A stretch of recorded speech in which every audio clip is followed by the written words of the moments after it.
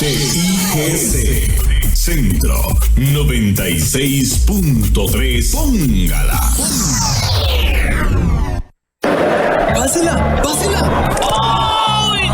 Los accidentes ocurren en cualquier momento. Afilia de emergencias médicas al 2290-4444 y aprovecha los nuevos servicios que tenemos para vos. Conversemos. Emergencias médicas. Médico a tu lado.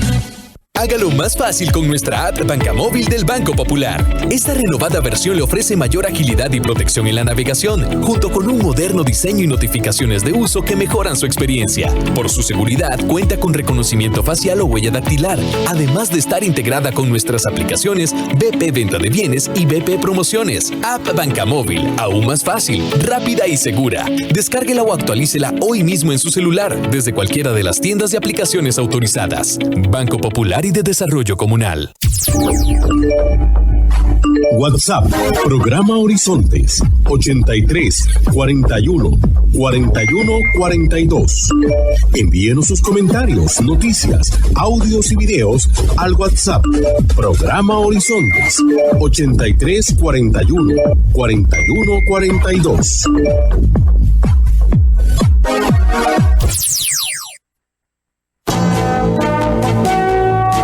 Presentamos Horizontes, un programa que le permite informarse del acontecer nacional e internacional.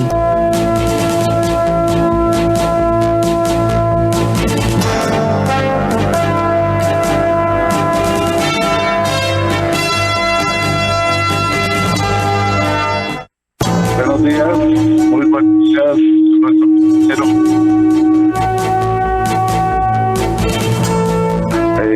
Un saludo para nuestro compañero Asdrúbal Duarte en los controles principales. Igualmente, nuestro saludo para don José Bustos y Marconi Sánchez en el estudio de grabación. Saludamos también a nuestro compañero Luisito, encargado de redes sociales, y a ustedes, amigos y amigas, este servidor Edgar Obuel, en nombre de todo el equipo les dice gracias, muchísimas gracias por acompañarnos una vez más aquí en su programa de Cultura Ciudadana Horizontes, que inicia ya. A continuación, Costa Rica Hoy.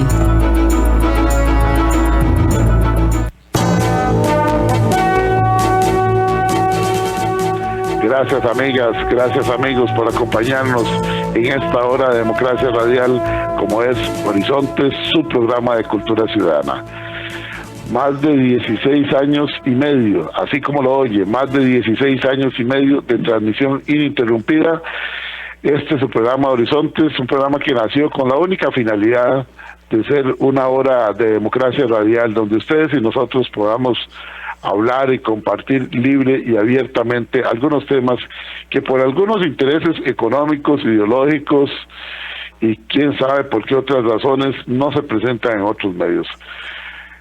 Temas que nos pueden interesar a todos, pero que no necesariamente se escuchan en otros, aquí los encuentra en Horizonte, su programa de Cultura Ciudadana, todos los días de 7:20 a 8:20 de la mañana, Horizonte, su programa de Cultura Ciudadana, donde no le decimos cómo pensar, donde no le decimos cómo opinar, promovemos la participación ciudadana. Nacimos con ese eslogan y seguiremos con ese eslogan. No nos gusta tampoco que nos digan a nosotros cómo pensar, no nos gusta decirle a nadie cómo pensar, no nos agrada que nos digan cómo opinar, tampoco nos agrada decirle a nadie cómo opinar, no. Aquí traemos a los invitados, a las personas que conocen sobre diferentes temas y al final, como siempre lo decimos, es usted, estimada amiga, estimado amigo, quien decide si está o no está de acuerdo con lo expresado acá. Les recuerdo que ustedes pueden participar a través de la línea de WhatsApp 83414142, repito, 83414142, esa es la línea de WhatsApp para que usted nos envíe sus reportes de sintonía, sus comentarios, sus aportes, sus consultas sobre el tema que nos ocupa en la mañana de hoy. Ya casi vamos a empezar. Finalmente, les repito, una vez más, siempre lo digo, pero es importante recordarlo, usted nos escucha a través de 96.3 Radio Centro para todo Costa Rica, pero si tiene que apartarse de su aparato de radio, no se preocupe, le tenemos una solución. Nos puede escuchar en cualquier parte del mundo y desde luego en este hermosísimo país que es Costa Rica, nos puede escuchar con solamente ingresar a nuestra página en Facebook. En Facebook nuestra dirección es muy sencilla, facebook.com/inclinada Programa Radial Horizontes, facebook.com/inclinada Programa Radial Horizontes. Ingrese ahí, dele seguir, dele me gusta para que durante el día vaya recibiendo usted noticias, audios, videos que el compañero Luisito, a nombre de todo el equipo del Programa de Cultura Ciudadana Horizontes, va publicando durante el día. Así es que usted se mantiene informada, se mantiene informado, y luego sencillamente le da clic a la imagen de nuestro invitado que le hemos colocado ahí, le da clic para que nos pueda escuchar a partir de ese momento en el link que le hemos dejado. Nos puede escuchar en su tablet, en su computadora o desde su teléfono celular. Así de sencillo, estamos cerca de usted, a solamente un clic, o en 96.3 Radio Centro para todo Costa Rica. Hace unos días, el día 4 de agosto, vimos un artículo publicado en el periódico La Nación que nos llamó poderosamente La Nación. Y nos llama poderosamente La Nación porque en estos días los costarricenses venimos hablando de reforma del Estado, de que el Estado es muy grande, que el Estado es pequeño, o que el Estado es ineficiente, que el Estado deja algunas áreas al descubierto, que no se planifica adecuadamente, que se trabaja, bueno, como un ejemplo, como en la administración anterior, a base de prueba y error, con una cantidad más de errores que otra cosa, sin planificar absolutamente nada. Bien, ese artículo nos llamó la atención: cómo llevar a cabo una reforma del Estado planificada. Ese fue el título. Claro que llama la atención. Cuando vimos quién lo escribió, desde luego que nos interesó muchísimo más. Escrito por el doctor Juan Carlos Mora Montero. Ustedes lo han escuchado en otras ocasiones acá. El doctor Juan Carlos Mora Montero es coordinador de posgrados en perspectiva y planificación de la Universidad Nacional. ¿Cómo llevar a cabo una reforma del Estado planificada? Este es el tema de hoy. Vamos a hablar sobre este interesantísimo artículo que no quisimos dejarlo pasar, y como le decíamos a don Juan Carlos, hemos estado acá en Horizontes con la agenda muy llena con el asunto de los 100 días de la administración de Rodrigo Chávez. Este tema no pierde vigencia, el cómo llevar a cabo una reforma del Estado planificada, y al contrario, más bien es un tema muy vigente, porque estamos hablando todos los días, ustedes y nosotros, lo hablamos en el bus, lo hablamos en el auto con nuestros amigos, lo hablamos en la oficina, en el trabajo, en el campo, en el comercio, en la soda, en el restaurante, lo hablamos con los amigos. ¿Qué problema que en Costa Rica no hay planificación? ¿Qué problema que en Costa Rica se improvisa tanto? ¿Qué problema esta tramitología? Todo es planificación. Si tenemos planificación, vamos a tener un Estado más eficiente, y un Estado más eficiente nos permite crecer, desarrollar y generar riqueza y aportarle a la sociedad costarricense. Así es que por eso hemos invitado a nuestro buen amigo, que le agradecemos muchísimo. Él es un intelectual de alto calado en nuestro país, una persona estudiosa de diferentes temas, el doctor Juan Carlos Mora Montero. Repito, Juan Carlos Mora Montero, el doctor coordinador de posgrados en perspectiva y planificación de la Universidad Nacional. Nosotros muy agradecidos con él por haber sacado un tiempo de su agenda. Doctor Mora, bienvenido a Horizonte, su programa de Cultura Ciudadana. Gracias por atender nuestra invitación para que nos ayude a entender qué lo motivó a usted a escribir este artículo, cómo llevar a cabo una reforma del Estado planificada, y cuáles serían los beneficios que como sociedad podemos recibir cuando se lleva a cabo una reforma del Estado planificada y desde luego jamás improvisada. Adelante, doctor. Buenos días, don Edgar, buenos días a su amable y distinguida audiencia. Bueno, sí, es un tema de mucha importancia, es un tema que, digamos, revela la necesidad que este país ha tenido de reformar el Estado, adecuarlo a los nuevos tiempos, adecuarlo a las nuevas condiciones, porque nuestra última reforma del Estado, la reforma neoliberal de los años 80 y 90, pues no necesariamente fue la reforma más planificada que hemos tenido. Digamos, lamentablemente a veces se reduce mucho el concepto de reforma a cerrar una institución o abrir otra, a cerrar un programa, a abrir otro, es decir, y ni siquiera hay una claridad en torno a qué es el significado de reformar un Estado. Y entonces se confunde la reforma del Estado con la reestructuración del Estado, o se confunde la reforma del Estado con la modernización del Estado, ¿verdad?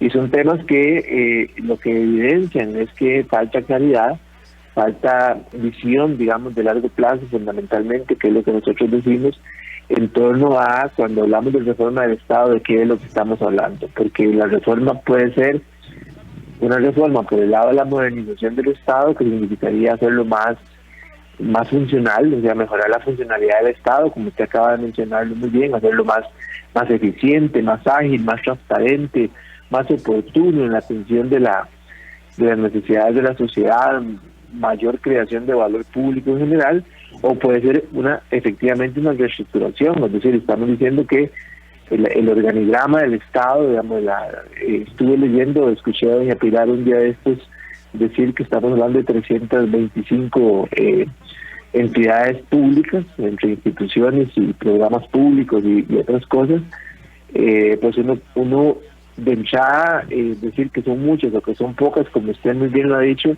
sería un poco arbitrario. O sea, uno debería ver si se necesitan esas 325, o es que algunos están haciendo lo mismo, o es que unas pues se nos quedaron en el siglo pasado y ya hoy no tienen una función muy importante, pero que es muy complicado, digamos, en este momento cerrarlas. Entonces, esa fue la principal motivación, tratar de reforzar el hecho de que cuando uno toma una decisión en el presente va a tener una incidencia en el futuro.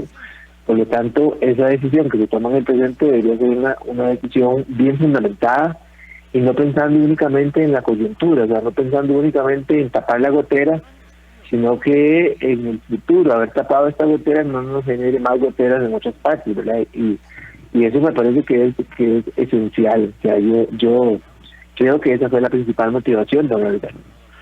Estamos en Horizonte, su programa de Cultura Ciudadana. Hoy tenemos el gusto de escuchar, está con nosotros acá el doctor Juan Carlos Mora Montero. Él pertenece a la Universidad Nacional, a la UNA, coordinador de posgrados en perspectiva y planificación de la Universidad Nacional. El tema de hoy, por si usted llegó tarde, cómo llevar a cabo una reforma del Estado planificada. Muchas veces las personas que no somos expertos en este tema, cuando hablamos de reforma del Estado, lo que pensamos es en cerrar instituciones, en vender instituciones, en otros casos fusionar, es decir, agarrar 3 instituciones y decir no, de estas 3 hagamos solamente una, pero sin mayores estudios, sin profundizar sobre el tema. Y realmente esta es una promesa de campaña que se repite cada 4 años en nuestro país.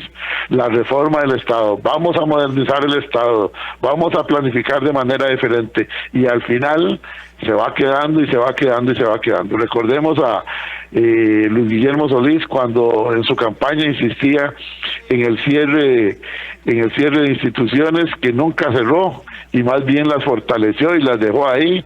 Llegó después Carlos Alvarado a decir que no le había dado tiempo a su antecesor, a Luis Guillermo, que él sí iba a cumplir con eso, y más bien salieron de ahí unos escándalos económicos tremendos. En fin, son situaciones que realmente no es tan fácil, sabemos que no es fácil, pero con voluntad política, con decisión, con profesionalismo, definitivamente sí se puede hacer.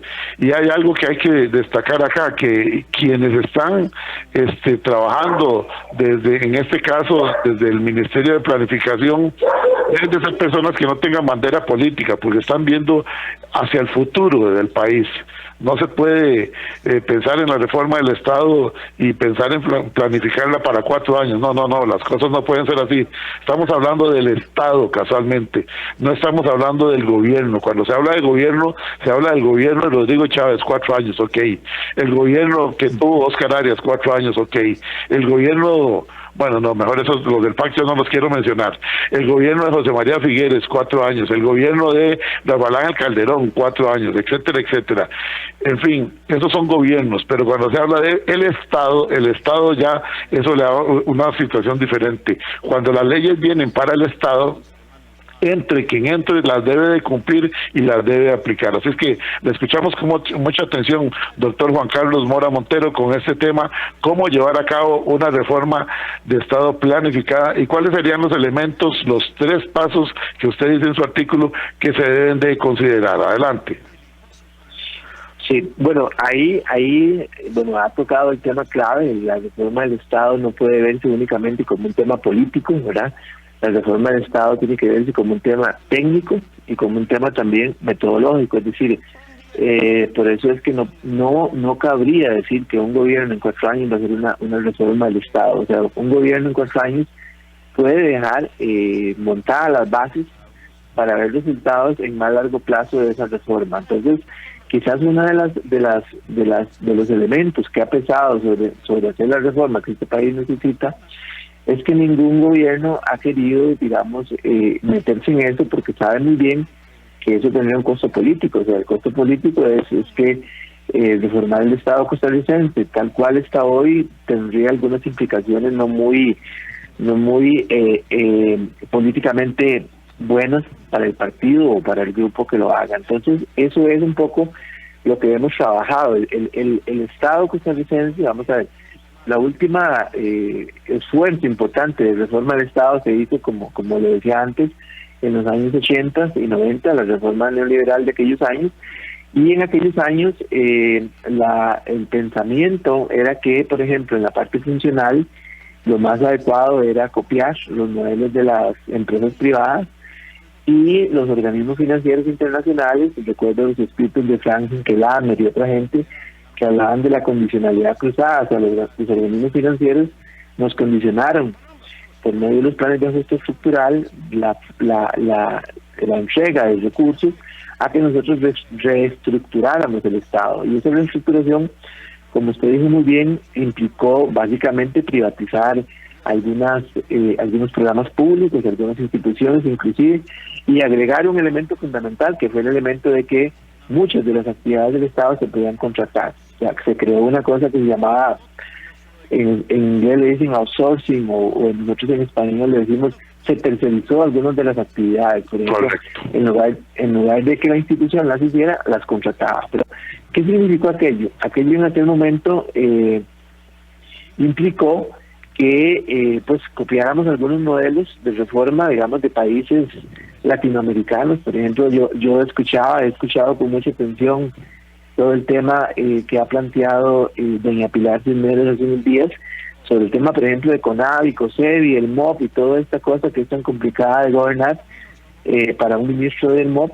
Y precisamente el CONAVI se crea en el marco de esa reforma de los años 90, porque en aquel momento aquella era como la gran solución. La gran solución era decir, no, el MOP es muy grande, entonces mejor hagámoslo en 3 o 4 instituciones y eso nos va a facilitar las cosas, ¿verdad? Esa es una visión de corto plazo. O sea, la visión era resolvamos el problema que tienen hoy, cuando en realidad el problema que tenían no era específicamente, sino que había que haber visto a largo plazo hacia dónde íbamos nosotros en materia de transporte público, en materia de viabilidad, en materia de educación y seguridad vial. Es decir, ese es el tipo de cosas que nosotros decimos debe planificarse. Y cuando hablamos de planificar, lo que estamos diciendo es, antes de tomar la decisión, antes de crear una ley, antes de cerrar una institución, no analicemos, veamos hacia qué mundo vamos, hacia qué Costa Rica queremos,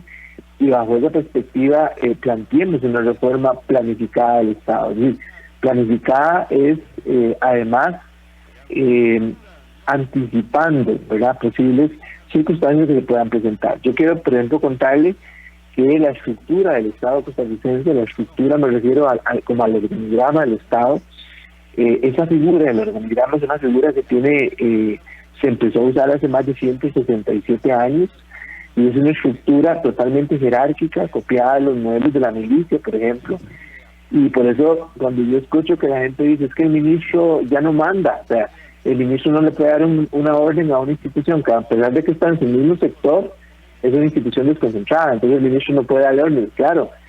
¿Por qué? Porque hoy día vivimos una época en la cual ya ser uno el presidente de la República o ser uno el ministro del ramo no le garantiza a uno la jerarquía que hay, por ejemplo, en la milicia, que el superior toma una decisión y los de abajo ejecutan. Hoy día eso ya no funciona así. O sea, hoy día, entre lo que hemos llamado mandos medios y todas estas cosas, nos hemos dado cuenta que en realidad quien está arriba no necesariamente manda, sino que tiene que convencer a la gente, tiene que hacer lobby, tiene que hacer un montón de cosas, porque estamos en un contexto en el cual ya no opera la jerarquía. Aquí lo que opera es una palabra un poquito de domingo, como decimos en Piliscal, que es la heterarquía. La heterarquía es que ahora usted trabaja de manera mucho más horizontal. Entonces, la reforma del Estado no puede ir hacia un Estado verticalizado, porque ya esa figura no es propia de nuestros tiempos. Y eso es un poco lo que estamos planteando. Este Estado debe planificarse para una sociedad que viene con un montón de implicaciones de cambio climático, de cambios demográficos, una globalización mucho más diferente, una globalización más de interdependencia, ¿verdad? Vamos hacia un país o hacia una sociedad sin petróleo, por ejemplo, vamos a una sociedad con agua, por ejemplo, que debemos cuidar, y el Estado debe ser fuerte en esos temas. Estamos cumpliendo, creo que 80 años de nuestra ley de aguas. La ley de aguas de Costa Rica probablemente sea la más antigua del mundo, ¿verdad? En 1942, y hoy las condiciones del agua son tan diferentes y seguimos operando con aquel contexto. Pero ¿qué es lo que hace más complejo la reforma del Estado, ¿verdad? Ya sea modernizarlo o reestructurarlo. Lo que lo hace más complejo es que la gran mayoría de las instituciones que se crearon en su momento, respondiendo a problemáticas muy particulares, siguen estando ahí y fueron creadas por leyes. O sea, no fueron creadas no se pueden crear por otra forma. Entonces, ahora echar atrás eso requiere de un esfuerzo muy significativo por parte del Poder Legislativo y del Poder Ejecutivo. O sea, no solamente ya es un tema de vamos a quitar una institución, no, porque aquella institución fue creada por una ley. Entonces tenemos que ir al Congreso. Y esto es lo que ha planteado esta reforma a la ley de planificación nacional que ha hecho el gobierno recientemente, que es la posibilidad de reformar el artículo 16 de la ley de 5525, ley de planificación nacional, donde dice, ¿verdad?, que la función de modernizar los ministerios, las instituciones autónomas, debe ser continua por parte de las instituciones, pero que el Ministerio de Planificación, respetando la división de poderes, por supuesto, dice la ministra de Planificación, se pone a las órdenes del Congreso para efectos de asesoría, para efectos de aclaraciones, de todas estas cosas. ¿Por qué? Porque la mayoría de las reformas que hay que hacer son reformas que implican tocar leyes, ¿verdad? Tocar leyes. Entonces, ya para tocar una ley, nosotros en un Estado de Derecho, con división de poderes como el que tenemos, nosotros ocupamos ir al Congreso. Bueno, entonces no es un tema que requiere una conducción política y técnica importante, ¿no? Pero es un tema que debe planificarse de la mejor manera. Sí, efectivamente, debe planificarse de la mejor manera. Aquí nos dice nuestro buen amigo el licenciado Olman Briceño: saludos, impostergable una discusión seria sobre el estado que ocupa Costa Rica. El reto está en hacer los cambios requeridos sin afectar la seguridad social y la educación pública. ¿Qué opinión le merece ese comentario? Absolutamente, y eso es, digamos, un poco la forma como cerramos el artículo, es decir, ¿cuál es la Costa Rica porque primero definamos qué sociedad queremos, y luego la sociedad que queremos es, digamos, la estrategia, o sea, hacia qué país vamos, entonces qué tipo de Estado necesitamos. O sea, nosotros somos un país que nos hemos diferenciado históricamente, y eso ha sido muy importante, nos hemos diferenciado por el respeto de las libertades individuales, por el sistema democrático, que a veces se resquebraja un poco, pero que bueno, luego vuelve a tener fuerza. Nosotros hemos salvaguardado por encima de todo la educación y la salud, el medio ambiente. Bueno, uno no vería un Estado diferente a eso, uno vería un Estado respaldando esa postura de país, y eso es, digamos, la visión de futuro que ocupamos, que nos inspire. O sea, reformemos el Estado de acuerdo al país que queremos seguir siendo o al que aspiramos ser, ¿verdad? Pero esa conversación, como dice este estimable oyente, es la discusión que debe darse. O sea, la reforma del Estado debe ser un proceso transparente, no es un proceso de asustar, no es un proceso de amenazar con cerrar cosas, es un proceso abierto, ¿verdad?, que nos lleve a posicionar lo que nosotros mejor sabemos hacer, que es mantenernos en la senda de la paz, en la senda del medio ambiente y en la senda de esos temas fundamentales como la educación, ¿verdad?, que es un tema que me encantaría poder conversar, digamos, dentro de un momento. ¿Cómo no? Efectivamente, a esa parte hay que llegarle ahora, a la parte de la formación y la educación, tanto de las futuras generaciones como las actuales y quienes están tomando decisiones hoy día. Lamentablemente vemos en esta democracia nuestra, que no es perfecta, pero que hay que cuidarla y hay que fortalecerla, vemos cómo llegan a diferentes puestos de mando algunas personas que creen que están en el patio de la casa, entonces dicen, este patio es mío, aquí nadie se me mete, y entonces tenemos una cantidad de pequeñas islas en las instituciones que van entrabando, o como decimos popularmente, se paran en la manguera, no dejan que fluyan las cosas, cuesta mucho definitivamente. Hay gente que saca unas disposiciones extrañísimas. Hace unos días, en estos tiempos, estamos en el 2022, yo estaba realizando un trámite, hay dos cosas que quiero comentarles rápidamente. Uno, de una persona que realmente da tristeza, estoy tramitando el cobro de una factura a una institución del Estado, y lo que me dice es, me responde la persona encargada, pero se toma el tiempo para escribirme y me dice el día lunes. Haga el favor de no hacer preguntas sobre este tema los días lunes. Escríbame nuevamente el día miércoles, que son los días de consulta. Eso es un ridículo. Hablo con el jefe de él y me dice, eso le dijo, mándeme un pantallazo. Se lo mandé el pantallazo, entonces a los 10 minutos sí me resuelve la situación. O sea, es una disposición totalmente dependiendo del hígado y del humor de esa persona. Y en otro caso, esto fue hace pocos días, en el 2022, como digo yo, le envío toda la información a una persona, también de una institución del Estado, por correo electrónico, y me dice que hágame un favor, mándeme esa información, ya la tiene ahí en su bandeja de entrada. Sí, pero yo la necesito por fax. Dios santo. Dios santo, la necesito por fax. Casi me dice, y de verdad que se lo dije, y en tono de burla, le digo, disculpe, y si no hay fax, ¿te la puedo enviar por telégrafo? Fue lo que le dije a esa persona, porque realmente, o sea, uno no entiende, esas personas se quedó, me dice, ¿cómo? Pero es que no entiendo, porque usted me dice si ya la tiene ahí. ¿Para qué la quiere que se la mate? Que tengo que ir a buscar un fax, aunque dichosamente ahora los dispositivos hacen de todo al mismo tiempo, pero usted la tiene ahí.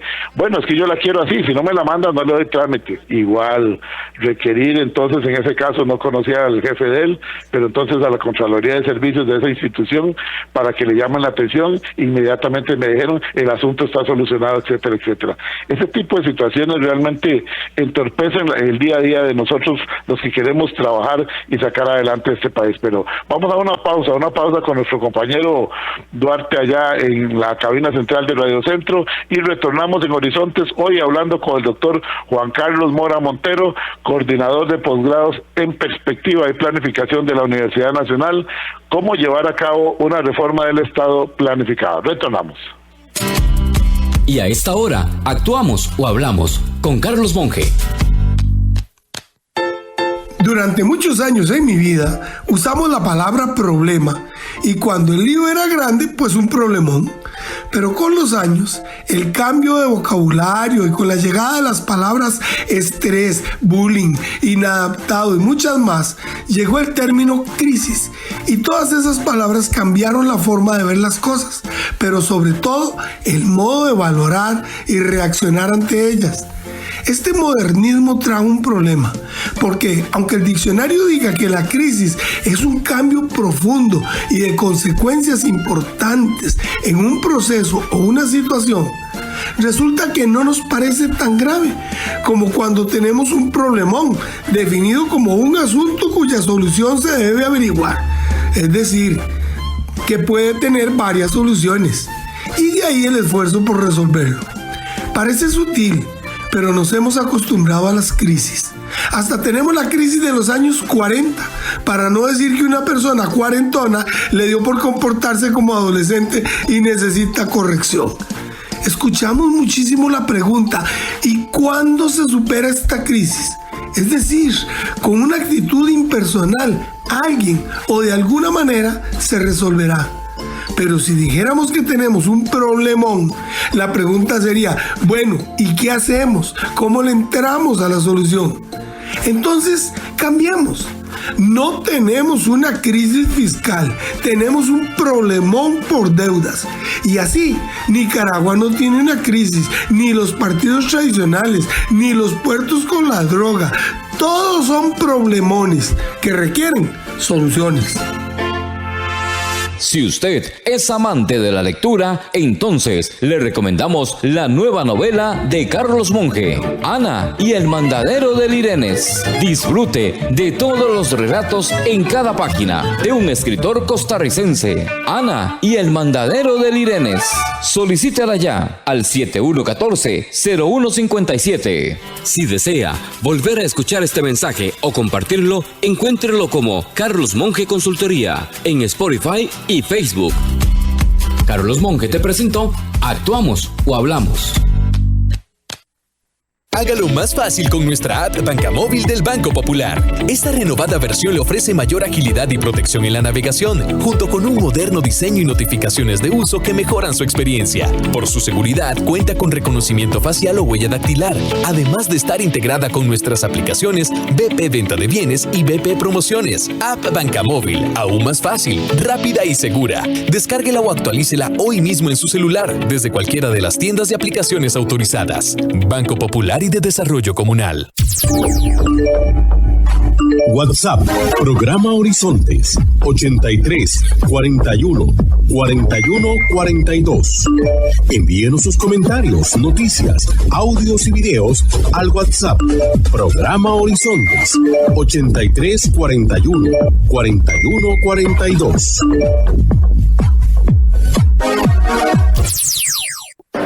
¡Pásela! ¡Pásela! Los accidentes ocurren en cualquier momento. Afilia de Emergencias Médicas al 2290-4444 y aprovecha los nuevos servicios que tenemos para vos. Conversemos. Emergencias Médicas. Médico a tu lado. Ya regresa Horizontes, con los temas que a usted le interesan. Así es, regresamos a Horizontes, su programa de cultura ciudadana. 16 años y medio de transmisión ininterrumpida, siempre del lado de la ciudadanía. Nuestra página oficial, para que usted se haga amiga, se haga amigo y esté en contacto con nosotros en Facebook, anote la dirección, ingrese ahí, dele seguir, dele me gusta. Facebook.com/inclinada Programa Radial Horizontes. Facebook.com/inclinada Programa Radial Horizontes. Ingrese ahí, dele seguir, dele me gusta, para que usted se mantenga informada con lo que viene publicando durante el día nuestro compañero Luisito a nombre de todo el equipo. Tenemos varios mensajes que vamos a irle dando lectura. Doña Giselle Sánchez nos dice, buenos días, tienen suerte cuando les contestan, porque hace mes y medio solicitamos una audiencia con el diputado Barrantes de Punta Arenas. Estos son los diputados que cuando llegan ahí, ya se les olvidó quién los puso ahí. Diputado Barrantes de Punta Arenas, aquí le están jalando las orejas a usted, doña Giselle Sánchez. Seguimos, dice, pidieron una audiencia con el diputado Barrantes de Punta Arenas y seguimos en ver cuándo hay un espacio y solicitamos una cita en el INDER con el señor Robert y aún seguimos esperando. Contesta la secretaria que no lo han olvidado. Bueno, eso no es importante, lo importante es que le den la cita. Por favor, más sinceridad y por favor más sinceridad de qué están haciendo. Licenciada Giselle Sánchez Céspedes, gracias licenciada por esta denuncia pública que hace usted, que realmente ese es el malestar de nosotros los ciudadanos, cuando algunas personas llegan acá cargos públicos y se visten de arrogancia y prepotencia, pero antes de eso sí estaban en todas las casas. Buenas, mire, vengo a solicitarle su voto y su respaldo porque estoy dispuesto a trabajar por ese pueblo, y ahora, a pocos meses después, ya se les olvida eso. Eso es lo que hay que cobrarle a esa clase de políticos. Jorge Ramírez, buenos días, en sintonía, don Edgar, el invitado. El agua en la naturaleza hay que cuidarla. Gracias por su programa. Comparto con usted, don Jorge. Emanuel dice que excelente el programa. Nuestro buen amigo Hakuna Matata dice, los del PAC son para olvidarse. Ya el pueblo pasó la factura a ese partido, es un amargo recuerdo para el país. Totalmente de acuerdo, Hakuna, lo suscribo. El pueblo también se equivoca, nos equivocamos, y digo yo como mayoría, aunque yo no voté por ellos, pero bueno, hay como mayoría que se respeta, también se equivoca, pero hay que corregir las cosas. Don Jonathan Navarro Zúñiga, allá en Alajuela, le mandamos un saludo, que siempre está atento a lo que se expresa acá en Horizonte, en su programa de Cultura Ciudadana. El doctor Carazo, nos dice por acá el doctor Carazo, buenos días. Excelente expositor, un intelectual de lujo, qué bueno. Estos son los trabajadores universitarios que sí están trabajando para aportarle a la sociedad costarricense. Muy bien, y al final también quiero hacer un comentario muy breve. Me alegra que se llegara al acuerdo con las universidades y el gobierno. Ahora solamente esperemos que empiecen a distribuir mejor ese porcentaje del 79% de salarios, que lo distribuyan mejor en el resto de los, vamos a ver, de los que no están en la argolla, que se llevan parte de ese 79. Ese es el comentario de el doctor Carazo. Sí, nosotros, bueno, un abrazo acá para nuestro buen amigo que está reportando sintonía, don Fernando Berrocal Soto, que está reportando sintonía, dice que interesantísimo el programa. Nosotros, hago la aclaración, ya que estamos hablando con un doctor de la Universidad Nacional de la UNA, nosotros no estamos de acuerdo en el exceso de gastos del FES, pero sí estamos de acuerdo y respaldamos totalmente a las universidades. Respaldamos también el presupuesto. Eso quedó claro con doña Pilar aquí hace unos días, pero pareciera que algunas personas, cuando se les señalan algunos errores, se nos molestan y entonces les da irritación en la piel, y las cosas no deben de ser así. Lo que está mal hay que corregirlo y punto. No tapemos las cosas debajo de la alfombra. Y yo lo vuelvo a decir, y pueden verificarlo. El último rector de la UCR se fue casi con 9 millones de pensión, y cambió su residencia de La Paulina para Hacienda Pinilla. Bueno, ¿cómo está el asunto? ¿Cuántos profesores pueden hacer eso? ¿Cuántos profesores ganan 1 millón, ganan 800,000, ganan 1.100.000, mientras otros se jubilan con 8 millones de resto? Entonces nadie está en contra de las universidades. Repito, ya que hoy estamos hablando con un excelente docente universitario como es el doctor Juan Carlos Mora Montero. Respaldamos al FES, respaldamos las universidades, pero queremos la mejor utilización. Y en algún momento vamos a hablar también de las famosas fundaciones dentro de las universidades, quién controla eso, cuánto se genera, porque eso se quedó por fuera y calladitos. Seguimos acá en Horizonte, su programa de Cultura Ciudadana. Vamos con otros mensajitos que nos ingresan por acá. Dice... quiero hacerle una consulta al doctor Mora. ¿Cómo considera que puede concretarse una fusión de empresas del Estado en el sector vivienda? Y la segunda pregunta, ¿considera que debe el IMAS estar dentro de esa fusión? Es una pregunta que nos hace Raquel Sánchez, a quien le agradecemos mucho la pregunta. Gracias, Raquel, muy interesante su pregunta, realmente sí. Y yo quiero, para cederle la palabra al doctor, también agregar algo. Hay personas que llegan, como estamos en democracia, y son electos por votación en cargos públicos, como puede ser el caso de diputados o el caso de algunos alcaldes, llegan a esos cargos porque tienen mucho respaldo popular, y en democracia eso está bien. Lamentablemente no son las personas que tienen los mejores atestados académicos, y entonces hay personas que difícilmente saben hacer una operación matemática, hay personas que nunca han leído la ley de administración financiera y llegan a la Asamblea Legislativa, otros llegan a la alcaldía a manejar leyes en la Asamblea Legislativa o a manejar presupuestos muy grandes en las alcaldías. Eso es parte de lo que tenemos que cambiar desde la educación, desde la primaria, la secundaria y desde luego nuestras queridas, amadas y respetadas universidades. Sin argolla, las universidades, perfecto. Con argolla, las universidades, nada que ver. Continúe, doctor Juan Carlos Mora Montero. Muchas gracias, don Edgar. Sí, en esta parte, pues, nosotros hemos cerrado este trabajo que hicimos, que fue un artículo, pero en realidad fue una investigación un poquito más grande, viendo cómo ha sido la reforma del Estado en los últimos 40 años, ¿verdad? Porque allá comenzamos en los años 80, y uno ve que el bipartidismo, digamos, que predominaba en el país, hizo que creciera más la parte de los controles que la parte de la eficiencia en el Estado. Es decir, fue más la prioridad crear sistemas de control, ¿verdad?, dentro de la estructura de funcionamiento del Estado, que hicieron casi imposible el funcionamiento del Estado. Es decir, nosotros mismos nos pusimos los controles y convertimos el control en un fin en sí mismo. Es decir, había controles que en realidad podrían haberse resuelto con haber modernizado, con haber hecho más transparente la actividad del Estado. Y a mí un tema que usted toca mucho en su programa es el tema de los escáneres. La gente me llama mucho la atención porque ve que la inteligencia artificial, que hoy es una realidad en muchas partes, en muchos procesos, en muchas actividades, resolvería en gran parte mucho de lo que es la corrupción. Es decir, a un robot, por ejemplo, no se le puede cerrar el ojo o darle una mordida por ahí para que deje pasar algo, ¿no? El robot en ese sentido es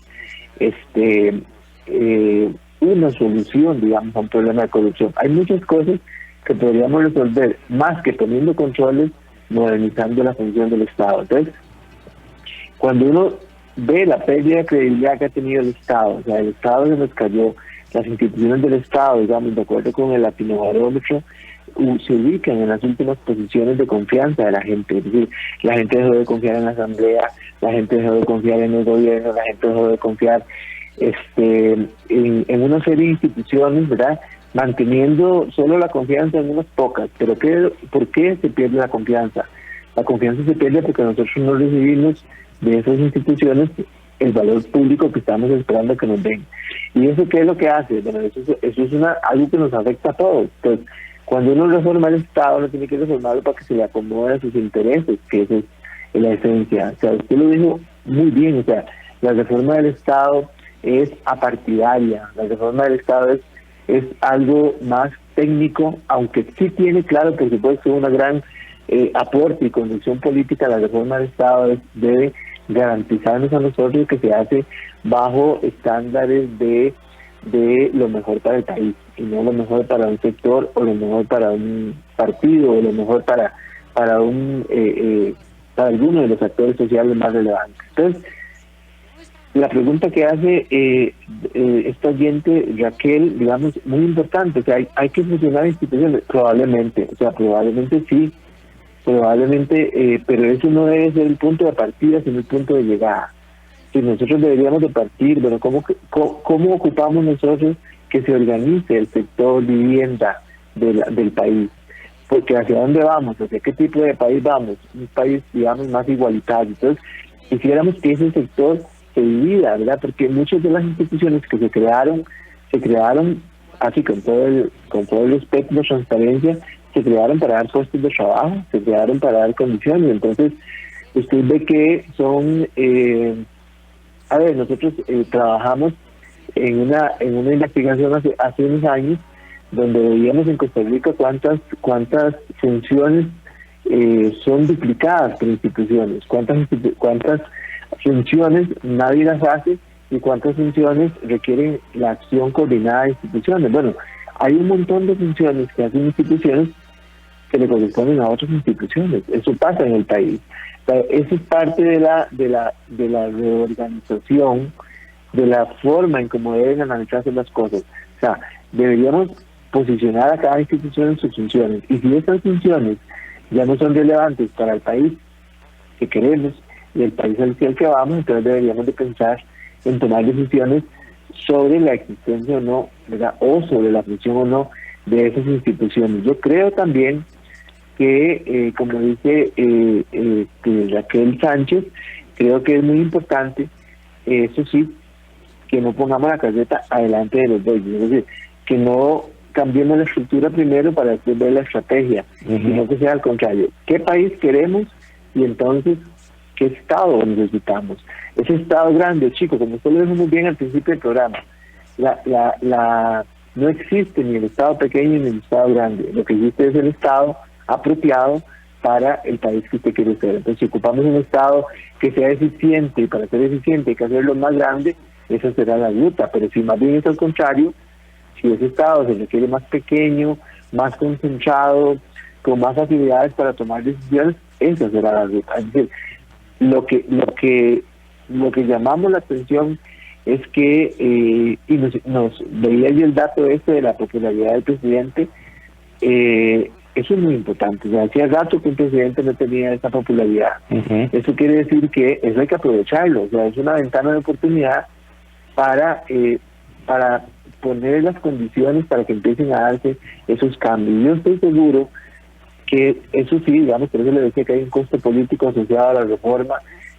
Yo estoy seguro que este gobierno quizás no vería los mejores resultados del proceso, porque esto no cambia así como tan rápido, sino que este gobierno sí vería cómo se ponen las bases para la construcción del Estado para el país que queremos ser. Y eso me parece que es lo más importante. O sea, no hacer cálculo político con la reforma del Estado, sino apartar esa parte, o sea, separarla y hacer una condición técnica. Pero pasarían a la historia tanto del Poder Ejecutivo como una vez que sean aprobadas esas reformas en Asamblea Legislativa, pasarían a la historia como grandes reformadores de un Estado moderno, un Estado que se ajusta a los tiempos y seríamos más eficientes.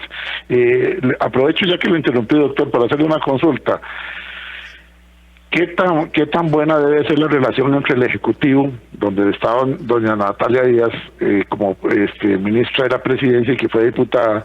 ¿Qué tan buena y qué tan cercana debe ser el día a día entre el Poder Ejecutivo y las diferentes fracciones de la Asamblea Legislativa? Porque pueden salir muy buenas ideas desde el Ejecutivo, pero si en la Asamblea Legislativa no cuentan con el beneplácito y el voto de los diputados y diputadas de la República, hasta ahí llegamos. Le cedo la palabra para que usted nos haga un análisis.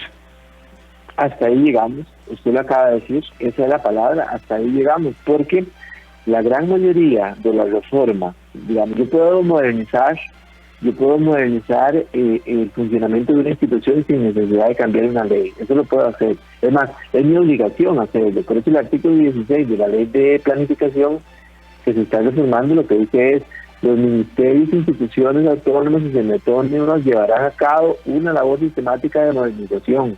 No ocupan una ley para hacer eso, no ocupan, es un tema de funcionalidad, es un tema de procedimientos, de automatización de procesos, de uso de los escáneres, de todas estas cosas que han pasado, vea cómo se mejoró. Yo tuve la oportunidad de ser director de planificación de Correos de Costa Rica en el año 2005, y entonces usted ve cómo se transformó el sistema de correos en el país, ¿verdad? ¿Cómo cambió? Era una institución que yo que estuve ahí en varias reuniones ahí en Zapote, básicamente los empleados mismos estaban tristes y decían: de aquí lo que falta son los candados, nada más. Cuando se reformó, claro, y cambió, bueno, ahora tenemos Correos de Costa Rica para muchos años. Claro, y en aquel momento, estamos hablando de inicio del 2000, el tema era: ¿qué pasa si llega el correo electrónico, verdad? Que en aquel momento no era como muy usado, pero ¿qué pasa si, por ejemplo, los estados de las cuentas de las tarjetas del banco ya no se mandan por correo de Costa Rica, sino que se mandan por correo electrónico? Y nos quedamos sin ese cliente que era uno de los principales clientes. Igual sucedía con el tema de los telegramas que mandaba el MEP, de nombramientos de los profesores y los maestros, que se mandaban por telegramas. De pronto se mandan por correo, y entonces ¿qué? Ahí había que poner el candado, pero no, o sea, ahí se dio una ventana de oportunidad y se tomaron las decisiones, se hizo la reforma que se requería, ¿verdad? esas reformas a veces hay gente que la afecta, ¿verdad? La afecta en lo inmediato, pero a largo plazo es la decisión que había que tomar. Entonces, para eso, ¿verdad? Para hacer ese tipo de cambios en los procedimientos, ese par de ejemplos tipo cantinflescos que usted contó que le pasaron, que me parecen increíbles, ¿verdad? Porque yo los vi en la película del ministro y yo vi la historia de... con Mario Moreno Cantinflas. Sí, claro, ver cómo... Sí. Y además la uso en mis clases y en mis talleres porque a veces le digo a la gente, esto pasaba en los años 70 y la gente se ríe porque la gente sabe que hoy pasa también. Claro. 50 años después todavía tenemos que andar de oficina en oficina en algunos lugares, tenemos que esperar ciertos días para que nos atiendan, ¿no? Todo eso que a usted le pasó, perfecto para un guión de película, en el siglo XXI, ¿verdad? En pleno siglo XXI, en plena cuarta revolución industrial, todavía pasa eso. Pero entonces, ¿a qué es el punto? El punto es que para hacer esa modernización usted no ocupa ni cambios de leyes, ni cambios de nada, se ocupa actitud, ocupa capacidad técnica, es decir, ¿verdad? Para poderlo conseguir. Una buena formación académica también, para que se entienda lo que se está haciendo. Nos quedan 2 minutos y medio para que usted administre su tiempo, doctor. Perfecto. Entonces, ahí en la pregunta de si el Ejecutivo y el Legislativo tienen que estar cercanos, por supuesto. O sea, ¿por qué? Porque la parte de normalizar procedimientos, eso yo la puedo hacer desde las instituciones, pero la parte de cambiar funciones de instituciones, la parte de reformar sus mandatos, etcétera, ya no puedo hacerla sin contar con el apoyo y la claridad del Congreso. ¿Por qué? Porque muchas de esas implicarán reformas en los sistemas, en las leyes que crearon esas instituciones. Pero eso sí creo que la labor del Ministerio de la Presidencia en el Congreso es fundamental, o sea, es crear condiciones políticas para poder hacer la reforma del Estado que se requiere. Y creo que para hacer una buena reforma del Estado, ya que hoy en estos días que se habló del tema de la investigación y el desarrollo de la I+D que llamamos, la I+D es fundamental, don Edgar, en un proceso de reforma del Estado. O sea, la I+D es investigar innovaciones, investigar disrupciones, investigar las mejores formas de hacer las cosas, investigar las mejores formas de crear valor y ver si eso nos es funcional, porque no se trata solo de copiar buenas prácticas de otros países, sino ver si este país, si en este país funcionaría, porque como le decía antes, la creación de CONAVI y todo esto fue una copia que se hizo, porque parece que en otros países como en aquel momento Colombia, Brasil, ¿verdad? Chile, funcionaba muy bien el tema de desconcentrar ciertas actividades de los grandes ministerios, ¿verdad? Pero en Costa Rica funcionó en algún momento un poquito y luego ya perdimos la brújula con ese tema. Y más bien ahora, como lo plantean muy bien algunos de los invitados que usted ha tenido en el programa, también se nos complicó. Pues se nos hizo complicado porque entonces el ministro de Transporte no puede supervisar, no puede estar al tanto de todo lo que pasa en COSEBI, en CONAVI, etcétera, y entonces más bien es un tema de ingobernabilidad que se crea. Así que para cerrar, yo le diría que la reforma del Estado es urgente y es necesaria porque usted ve los resultados del Estado, la pérdida de confianza en la institucionalidad y dice, aquí está pasando algo. Hay que tomar acción, pero esa acción hay que tomarla con calma, prudencia y conocimiento, digamos, de lo que estamos haciendo. Doctor Juan Carlos Mora Montero, viera cómo me encanta hablar con usted y tenerlo con usted acá. Le pido disculpas a las personas que me han enviado muchos mensajes, pero he tratado de no leerlos hoy porque hoy hemos recibido una cátedra, realmente hemos recibido el conocimiento que usted tiene en cuanto a cómo llevar a cabo una reforma del Estado planificada para que nosotros los ciudadanos que no somos especialistas entendamos y comprendamos cómo se debe hacer, cuál es la urgencia, pero también cuál sería la metodología y no seguir improvisando como se hizo en las últimas 2 administraciones. Doctor, estaré pendiente de sus artículos y voy a conversar con usted. Usted ahora mencionó una palabrita que a mí me encanta, disruption. Hay que aplicarla en el día a día porque hay que ver lo que se está haciendo, cómo se está haciendo y cómo se puede mejorar. Le agradezco mucho, doctor, y estaremos en contacto y gracias a todos los amigos. Gracias, doctor. A la orden, don Edgar. Gracias a ustedes, amigos y amigas. Feliz fin de semana, pásela bien, no ingiera bebidas alcohólicas. Si lo hace, el vehículo bien parqueadito, no se exceda, no utilice drogas, respeto y cariño para toda su familia y para todos los próximos. Gracias.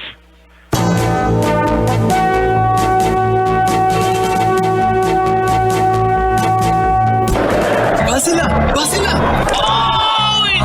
Los accidentes ocurren en cualquier momento. Afíliate a Emergencias Médicas al 2290-4444 y aprovecha los nuevos servicios que tenemos para vos. Conversemos. Emergencias Médicas. Un médico a tu lado. WhatsApp, programa Horizontes, 83 41 41 42. Envíenos sus comentarios, noticias, audios y videos al WhatsApp, programa Horizontes, 83 41 41 42.